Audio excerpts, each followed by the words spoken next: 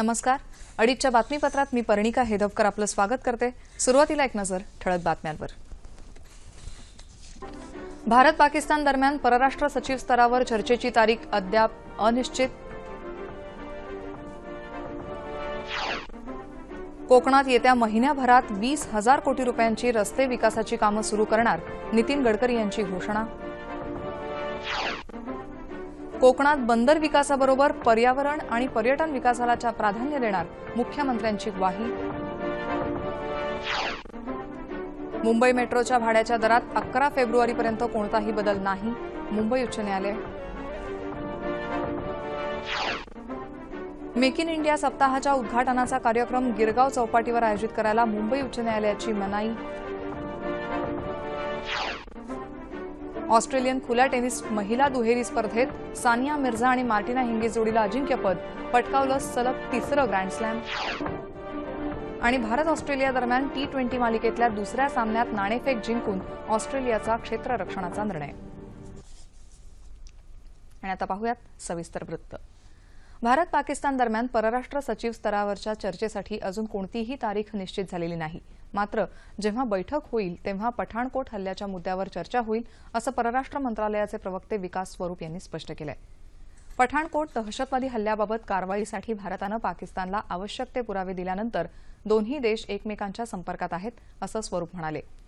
26 नोव्हेंबरच्या मुंबई दहशतवादी हल्ल्याचा मुख्य सूत्रधार झकीउर रहमान लखवी आणि इतर 6 जणांच्या आवाजाचे नमुने द्यायला पाकिस्तानच्या न्यायालयानं नकार दिला आहे. त्यावर प्रतिक्रिया देताना स्वरूप म्हणाले की मुंबई हल्ल्याच्या गुन्हेगारांवर पाकिस्ताननं कारवाई केली तरच दहशतवादाविरुद्ध पाकिस्तान लढा देत आहे असं मानता येईल.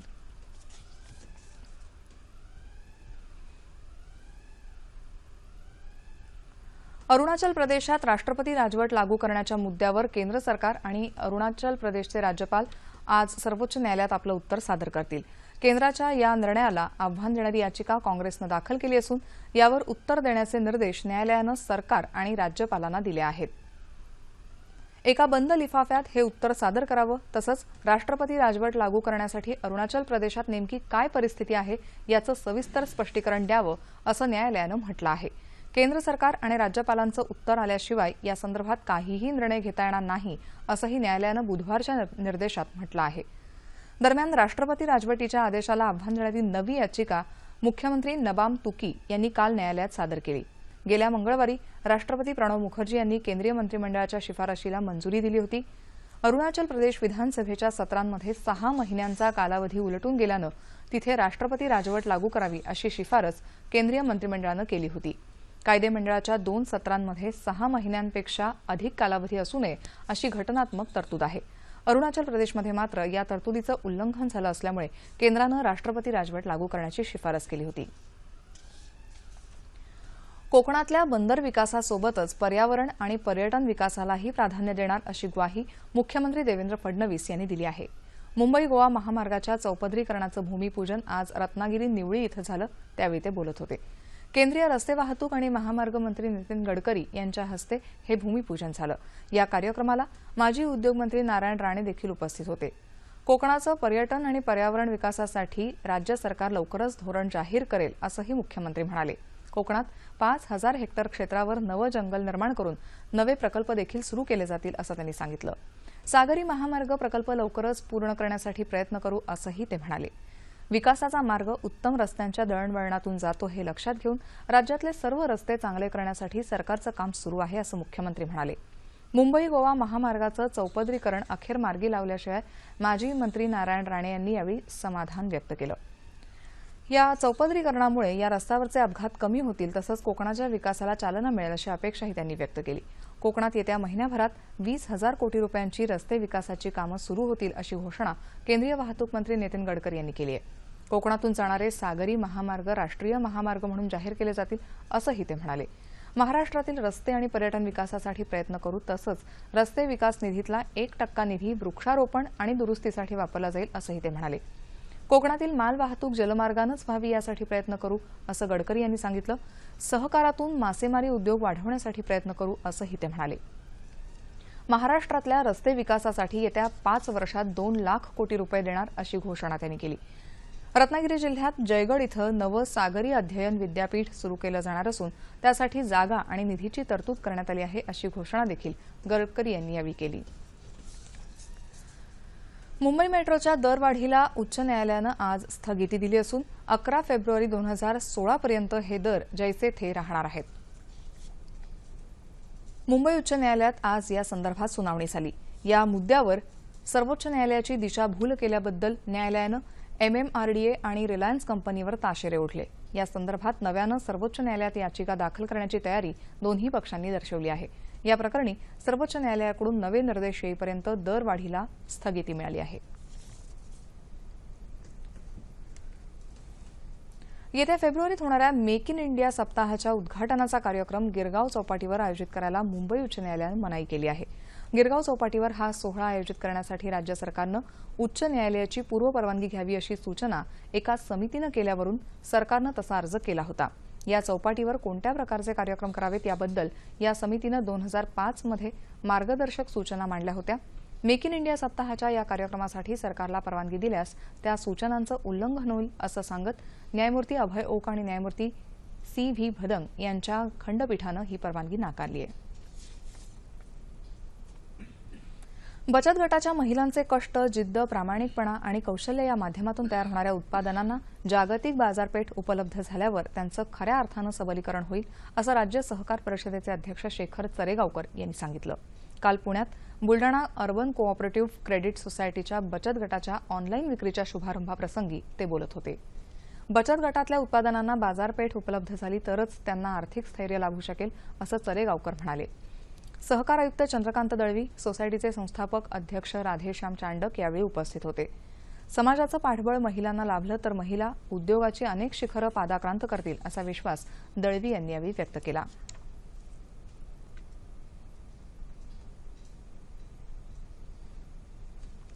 विद्यार्थ्यांना येणाऱ्या समस्या आणि त्यांच्यासमोरची आव्हानं पेलताना त्यांना मदत व्हावी यादृष्टीनं सर्व विद्यापीठांनी महाविद्यालयांमध्ये समुपदेशन व्यवस्था सुरू करावी असे निर्देश विद्यापीठ अनुदान आयोगानं दिले आहेत। हैदराबाद विद्यापीठाचा विद्यार्थी रोहित वेमुलाच्या आत्महत्येच्या पार्श्वभूमीवर विद्यापीठानं हा निर्णय घेतला आहे। UGCचे सचिव जसपाल सिंग संधू यांनी ही माहिती दिली। विद्यार्थ्यांशी थेट संवाद साधणारी समुपदेशन व्यवस्था सुरू करावी। आजच्या काळात विद्यार्थी तणाव, अस्वस्थता आणि एकटेपणाचा सामना करत असतात, त्यामुळे त्यांना समुपदेशन देणं गरजेचं आहे असं UGCनं म्हटलं आहे। यासाठी समुपदेशक शिक्षक असावेत, तसंच त्यांनी महाविद्यालय आणि विद्यार्थी वसतिगृहांशी समन्वय साधून समुपदेशन करावं असं UGCनं लिहिलेल्या पत्रात म्हटलं आहे। शांतता आणि मानवता ही इस्लाम धर्माची शिकवण आहे, मात्र काही लोक इस्लामच्या नावावर दहशतवादी कृत्य करत आहेत। त्याचा निषेध करण्यासाठी सोलापूर इथं मुस्लिम सामाजिक संघटनांच्या वतीनं आज मोर्चा काढण्यात आला। सोशल मीडियाच्या माध्यमातून भारतीय तरुणांना दहशतवादी कृत्यांमध्ये गोवण्यात येत आहे असा आरोप यावेळी मोर्चेकऱ्यांनी केला। मौलाली चौक ते पोलीस आयुक्तालय असा या मोर्चाचा मार्ग होता।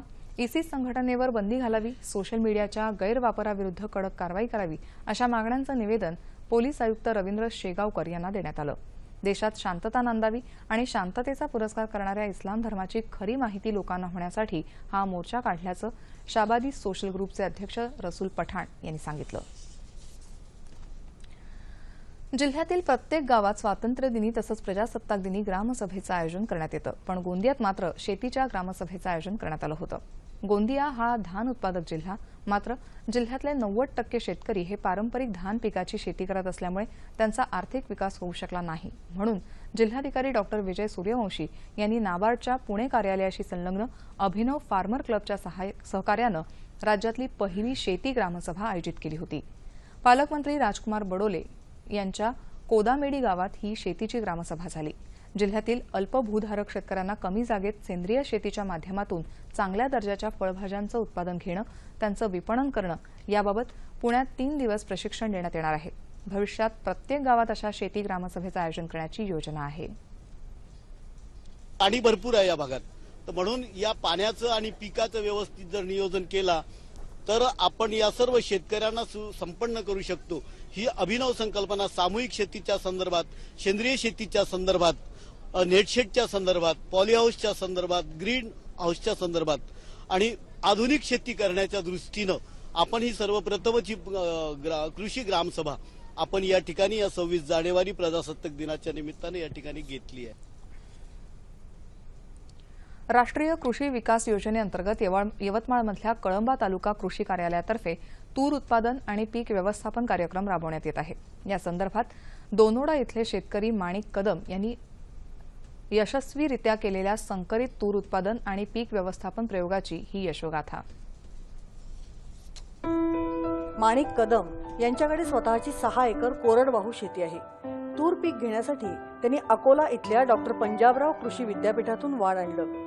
2 वाफ्यातलं अंतर 4.25 फूट ठेवून तुरीची सातत्यानं पेरणी केली। परिणामी पीक बहरून आलं, झाडांची उंची वाढली। तंत्रशुद्ध पद्धतीनं पिकाचं व्यवस्थापन केल्यानं किडीचाही प्रादुर्भाव झाला नाही। पीक आल्यानंतर चांगला नफाही झाला। गेली 9 वर्ष ते आपल्या शेतात हा उपक्रम यशस्वीरित्या राबवत आहेत। ह्या तुरी म्हणजे कोरडू मध्ये क्षेत्रामध्ये एकरी 12 क्विंटल उतारा पडला आणि ICPS 27 जी हायब्रिड व्हेरायटी आहे ती आता कापणं चालू आहे। तिचाही जवळजवळ या मोजलेल्या पेंड्याचं गृहीत धरता एकरी 12 क्विंटल उतारा कोरडू मध्ये नक्की आहे। माणिक कदम यांनी कृषी अधिकाऱ्यांचंही यासाठी वेळोवेळी मार्गदर्शन घेतलं। देश विदेशातले अनेक शेतकरी तसंच कृषी अभ्यासक देखील त्यांच्या शेतीला भेट देत आहेत। अशा पद्धतीचे ज्या शेतकऱ्यांनी प्रयोग केलेला आहे त्यांच्या शेतावर आपण दुसऱ्या तालुक्यातले दुसऱ्या गावचे शेतकरी आणून प्रत्यक्ष त्यांना ते दाखवलेलं आहे आणि त्यामुळे तंत्र ते निश्चितपणे पुढच्या वर्षी तुरीचं क्षेत्र वाढण्यास होणार आहे। माणिक कदम यांनी राबवलेला हा उपक्रम इतर शेतकऱ्यांसाठी नक्कीच प्रेरणादायी ठरणार आहे।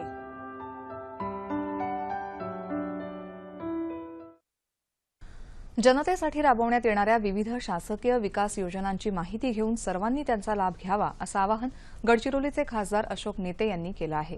गडचिरोली जिल्ह्यातल्या आरमोरी इथं आयोजित केलेल्या लोकमाहिती अभियानात ते काल बोलत होते। यावेळी कापूस ते कापड निर्मिती, सौर ऊर्जेवर चालणारी उपकरणं आणि त्यांचं प्रशिक्षण इत्यादी माहिती चित्रफितीच्या माध्यमातून उपस्थितांना देण्यात आली। आरमोरी परिसरातल्या गावांमध्ये सध्या स्वच्छ भारत, बेटी बचाओ बेटी पढाओ, जनधन, कौशल्य विकास अशा योजनांबद्दल जनजागृती अभियान सुरू आहे। नागपूर तसंच चंद्रपूरच्या क्षेत्रीय प्रचार कार्यालयानं ही मोहीम हाती घेतली आहे।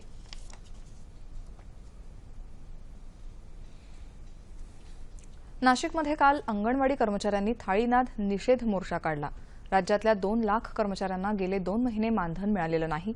अनुसूचित क्षेत्रातल्या गरोदर महिलांना 1 महिन्याचा सकस आहार देण्यासाठी अमृत आहार योजना शासनानं जाहीर केली आहे, त्याची रक्कम वाढवावी, अंगणवाडी कर्मचाऱ्यांचं मानधन वाढवावं, या अमृत आहार योजनेसाठी सरकारी दरानं धान्य पुरवठा करावा, योजनेत असलेल्या त्रुटी दूर कराव्यात अशा कर्मचाऱ्यांच्या मागण्या आहेत।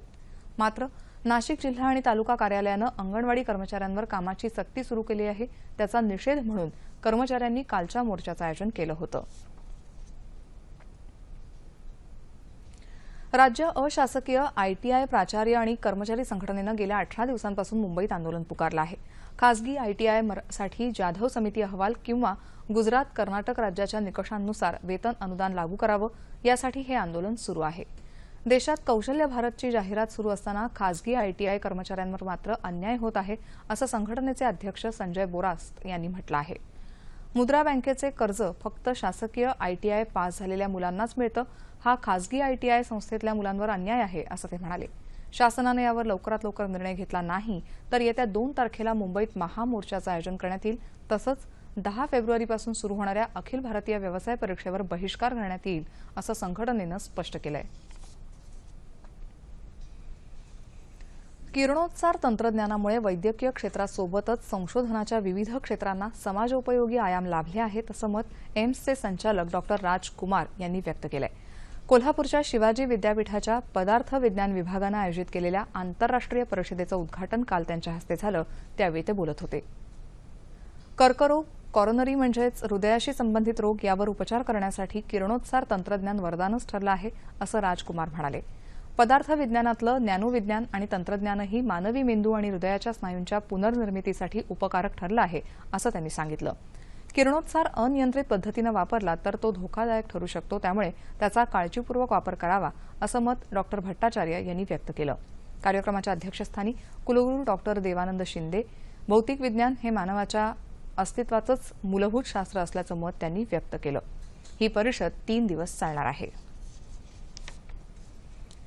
अपुऱ्या पावसामुळे सोलापूर जिल्ह्यातल्या अनेक नदी तलावांची पातळी खालावली आहे. मात्र आटलेल्या या तलावातला गाळ उपसून तो शेतकऱ्यांना मोफत उपलब्ध करून देण्याचा निर्णय जिल्हा प्रशासनानं घेतला आहे. शेतजमिनीची सुपीकता वाढवणारा हा गाळ शेतकरी स्वतःच्या वाहनांमधून शेतामध्ये घेऊन जात आहेत. ब्रिटिश काळात बांधलेल्या हिप्परगा तलावातून अशा प्रकारे प्रथमच गाळ उपसा केला जातोय, अशी माहिती सोलापूर नगरपालिकेचे आयुक्त विजय कळम पाटील यांनी दूरदर्शनला दिली. सामाजिक संघटनाही या कामात सक्रिय सहभागी झाल्या आहेत.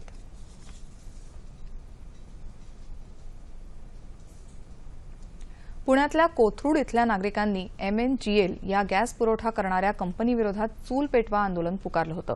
2012 ते 13 दरम्यान गॅस पुरवठ्यासाठी ग्राहकांनी प्रत्येकी 5,000 रुपये या कंपनीकडे भरून देखील त्यांना गॅस पुरवठा केला जात नव्हता.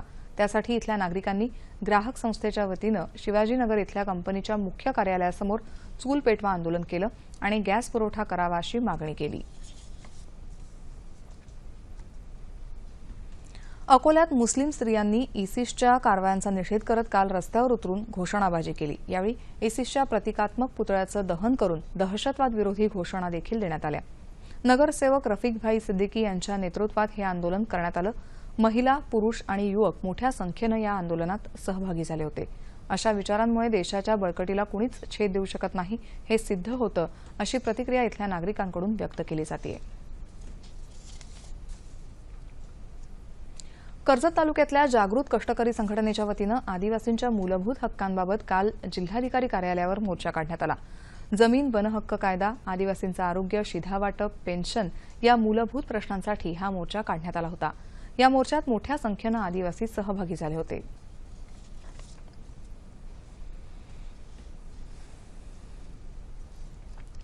अहमदनगर जिल्ह्यातल्या पारनेर तालुक्यातल्या श्री क्षेत्र कोरठण इथल्या श्री खंडोबा देवस्थानचा यात्रोत्सव सध्या सुरू आहे.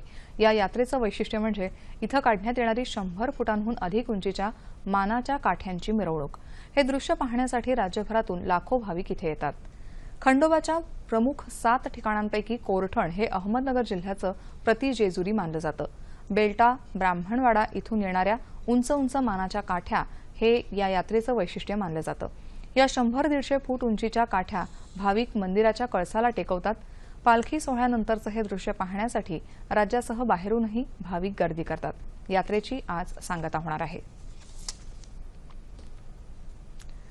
औरंगाबादमधल्या डॉक्टर बाबासाहेब आंबेडकर मराठवाडा विद्यापीठातल्या वसतिगृहात राहणाऱ्या 500 विद्यार्थ्यांसाठी 1 वर्ष निःशुल्क भोजन व्यवस्थेची औपचारिक सुरुवात भारतीय शेतकरी कामगार पक्षाचे आमदार जयंत पाटील यांच्या हस्ते काल झाली.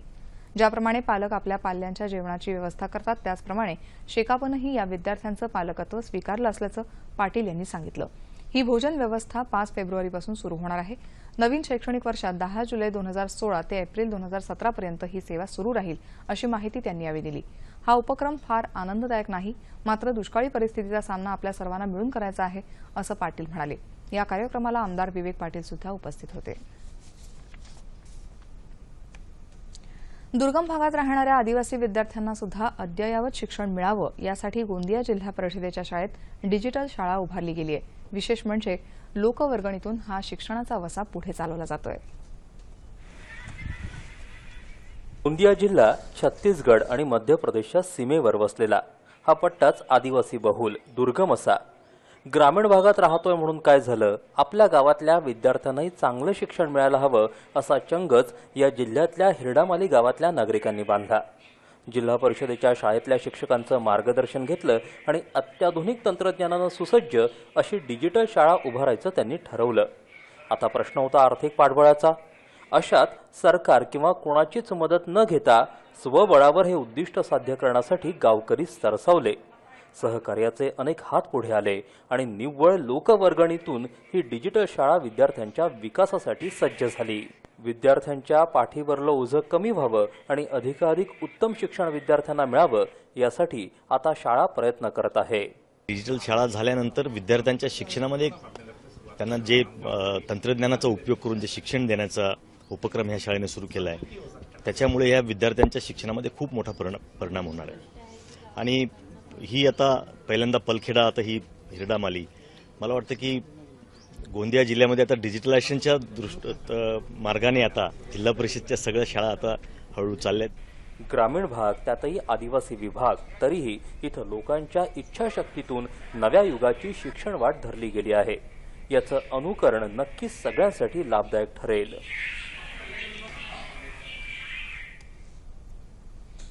ग्रामीण भागातल्या दुर्लक्षित कलाकारांना हक्काचं व्यासपीठ मिळावं, त्यांच्या कलागुणांची कदर व्हावी, आपली भारतीय संस्कृती, लोककला यांचं संवर्धन व्हावं यासाठी पंढरपूर अर्बन बँकेच्या वतीनं राज्यस्तरीय युवा प्रतिभा महोत्सवाचं आयोजन पंढरपूरमध्ये करण्यात आलं आहे. महोत्सवाचं उद्घाटन चैतन्य महाराज देगलूरकर यांच्या हस्ते काल झालं. पंढरपूरचे प्रसिद्ध चित्रकार श्रीपाद सावळे आणि भारूड कलाकार चंदाताई तिवाडी यांना जीवनगौरव पुरस्कारानं यावेळी गौरवण्यात आलं. महोत्सवाचं हे 4थं वर्ष आहे. मागच्या 1 महिन्यापासून राज्याच्या 7 विभागांमधून प्राथमिक फेरीद्वारे कलाकारांची निवड करण्यात आली आहे. विविध कला क्षेत्रातले कलाकार महोत्सवात आपली कला सादर करणार आहेत. चित्र, शिल्प, युगलगीत, नाटक, समूह नृत्य, सुगम गायन, एकपात्री प्रयोग असे विविध कार्यक्रम महोत्सवात होणार आहेत. महोत्सवाचा उद्या समारोप होईल.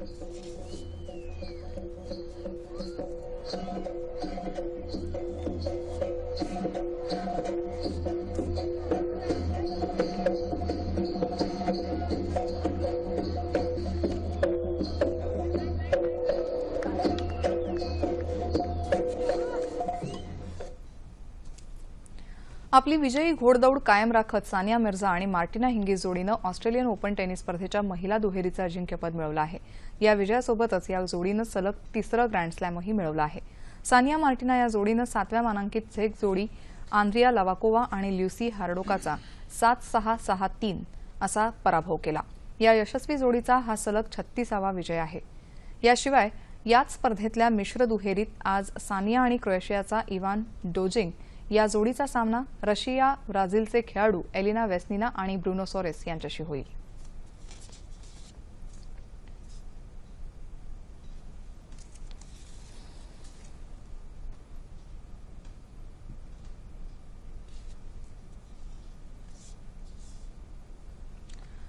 मेलबर्न इथं सुरू असलेल्या T20 क्रिकेट सामन्यात ऑस्ट्रेलियानं नाणेफेक जिंकून भारताविरुद्ध क्षेत्ररक्षण करण्याचा निर्णय घेतला आहे. या मालिकेतला पहिला सामना 36 धावांनी जिंकून 1-0 अशी आघाडी मिळवली आहे. 3 सामन्यांच्या या मालिकेत आजचा सामना जिंकून मालिका जिंकण्याचा भारताचा प्रयत्न असेल. शेवटचं वृत्त हाती आलं तेव्हा भारताच्या नाबाद 85 धावा झाल्या होत्या.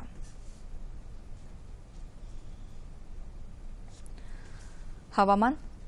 विदर्भ, मध्य महाराष्ट्राच्या काही भागात किमान तापमानात सरासरीच्या तुलनेत लक्षणीय घट झाली आहे. येत्या 36 तासात संपूर्ण राज्यात हवामान कोरडं राहण्याची शक्यता हवामानशास्त्र विभागानं वर्तवली आहे.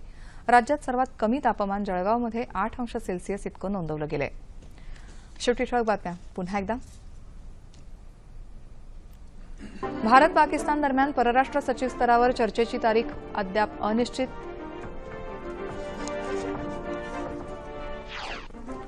कोकणात येत्या महिन्याभरात 20,000 कोटी रुपयांची रस्ते विकासाची कामं सुरू करणार, नितीन गडकरी यांची घोषणा.